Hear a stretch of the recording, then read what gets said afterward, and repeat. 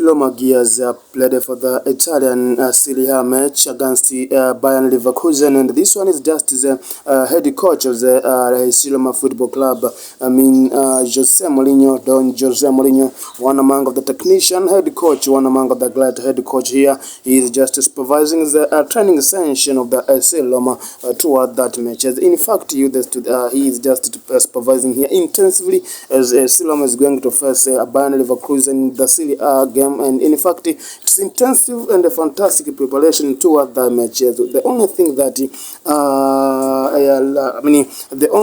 Jose Mourinho wants is to make sure that he has secured the 3 important points so as to have an insurance for them to play the UEFA Champions League next match. In fact, Jose Mourinho wants Roma to be in Champions League, and of course the remaining matches of the Serie A in Italy are more important, and he is just concentrating and he is just preparing their players later to face them and securing those important points. Of course, this one these are the stars of the Roma. The striker here was just one among the greater finisher, and